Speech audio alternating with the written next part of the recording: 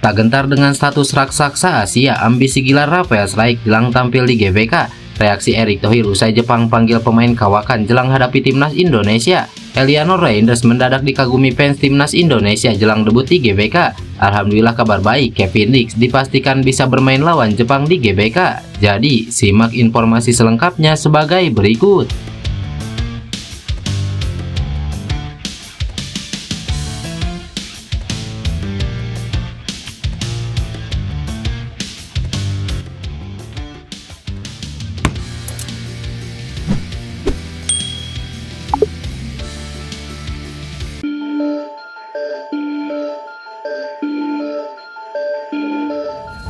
Penyerang tim nasional Indonesia Rafael Struijk langsung angkat bicara soal persiapan dirinya melawan Jepang dan Arab Saudi.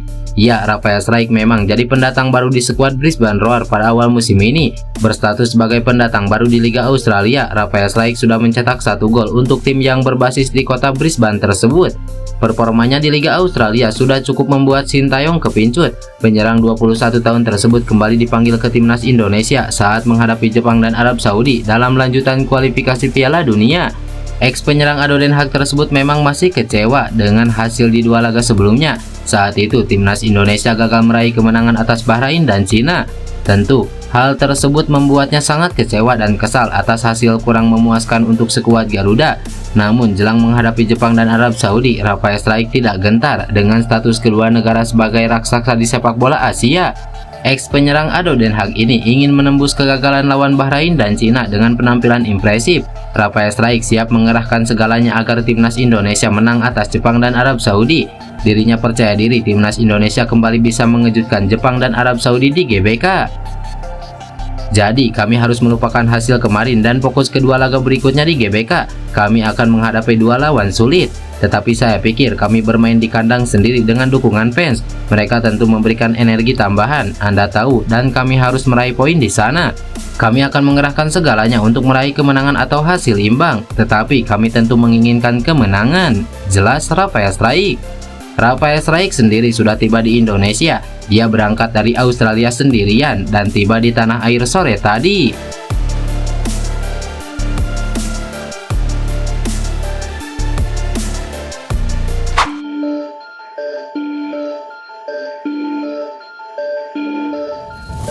Seperti yang diketahui, timnas Indonesia akan menjamu timnas Jepang di Stadion Utama Gelora Bung Karno. Skuad timnas Jepang untuk laga itu sudah diumumkan. Ada sosok menarik dalam skuad Samurai Biru. Sosok yang dimaksud adalah Yuto Nagatomo. Menariknya, Yuto Nagatomo bisa melakukan reuni dengan mantan bosnya yakni Erick Thohir. Diketahui keduanya pernah ada di Inter Milan di masa yang sama. Sebagai informasi, Erick Thohir pernah menjabat sebagai presiden Inter Milan. Pekerjaan itu dilakukan Erick Thohir pada 2013 hingga 2018. Erick Thohir juga memuji Yuto Nagatomo, pemain yang berposisi sebagai bek kiri itu disebut sangat profesional. Terbukti di usianya yang kini memasuki 38 tahun, Yuto Nagatomo masih bermain di level profesional, bahkan Nagatomo masih memiliki tempat di timnas Jepang. Dulu sih sudah pernah salam-salaman sama Yuto, cuman dulu waktu jadi presiden Inter, saat ini belum kontak-kontakan. Yuto pemain yang profesional dan disiplin, sangat mementingkan padahal badannya kecil, powernya pun dibandingkan para pemain Italia itu juga tidak kalah.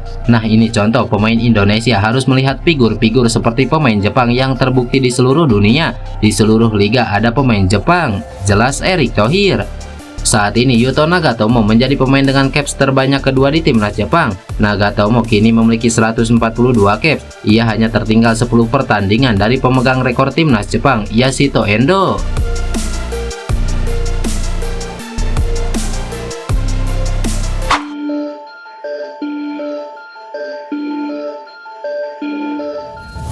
Pemain keturunan Belanda yang kini memperkuat timnas Indonesia yaitu Eliano Reinders kembali menjadi perbincangan hangat di kalangan supporter Garuda.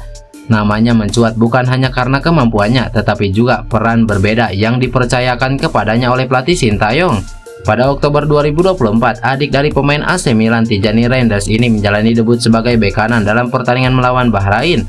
Menariknya, dalam periode November ini, Eliano didaftarkan sebagai penyerang. Hal ini yang membuat penggemar semakin penasaran akan fleksibilitas yang ia tunjukkan. Eliano terkenal serba bisa di klubnya PSC Jole. Dia sering ditempatkan sebagai winger, playmaker hingga gelandang. Adaptasinya ini menarik perhatian supporter Indonesia yang mengapresiasi kemampuan Eliano sebagai aset besar bagi timnas Indonesia. Beberapa supporter bahkan menyebut El Palugada alias pemain serba bisa karena kesiapannya mengisi berbagai posisi di lapangan. Saat diplot sebagai bek kanan kontra Bahrain, banyak supporter yang optimis dengan kontribusinya di skuad Garuda. Memasuki pemanggilan periode November, peran Eliano di timnas Indonesia mengalami perubahan signifikan. Berdasarkan laman resmi PSSI, ia kini terdaftar sebagai penyerang. Fleksibilitas ini memberikan kebebasan bagi pelatih timnas Indonesia untuk menempatkannya sesuai kebutuhan. Fleksibilitas semacam ini jarang ditemukan, membuat Eliano tampil sebagai pemain yang unik di mata penggemar. Sebagai penyerang, Eliano memiliki kesempatan untuk menunjukkan bahwa ia bisa berkontribusi di lini depan, sekaligus menunjukkan fleksibilitas yang sangat diandalkan oleh pelatih Sintayong.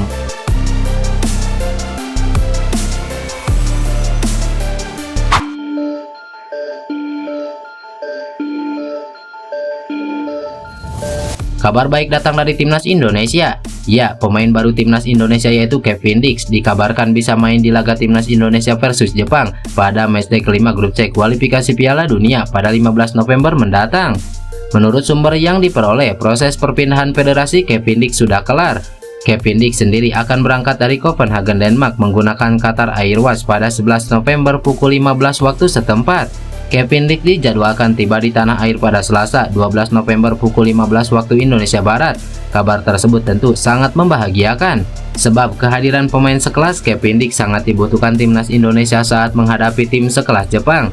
Ditambah lagi, timnas Indonesia kemungkinan tak bisa diperkuat sang bek andalan Max Silgers yang mengalami masalah hamstring sejak pekan lalu. Jika Max Silgers benar absen, Kevin Dix diprediksi akan dimainkan Sintayong sebagai bek tengah sebelah kanan dalam pola 3-4-3. Sementara itu, jika Max Silgers di luar dugaan bugar, Kevin Dix akan diperankan sebagai wingback kanan. Kevin Dix dikenal sebagai pemain versatil alias pemain yang dapat beroperasi di beberapa posisi. Selain bek tengah, pesepak bola 28 tahun ini dapat diproyeksikan sebagai fullback atau wingback kanan dan kiri, gelandang sentral dan wingback kanan dan kiri. Harapannya Kevin Dix dapat meningkatkan kemampuan timnas Indonesia untuk meraih poin saat menjamu Jepang dan Arab Saudi. Timnas Indonesia ditargetkan PSSI meraih 4 angka dalam 2 laga tersebut. Tambahan poin dibutuhkan timnas Indonesia untuk memperlebar kesempatan lolos ke babak keempat kualifikasi Piala Dunia. Sekarang hingga memainkan 4 pertandingan grup C, timnas Indonesia duduk di posisi kelima dengan 3 angka. Timnas Indonesia hanya terpaut 2 angka dari Bahrain di posisi keempat atau batas akhir tim yang lolos ke babak keempat kualifikasi Piala Dunia.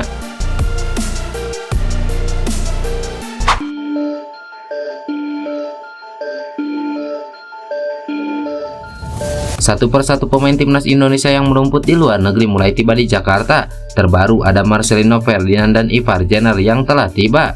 Ivar dan Marcelino berada dalam satu pesawat dari Doha, Qatar menuju Jakarta.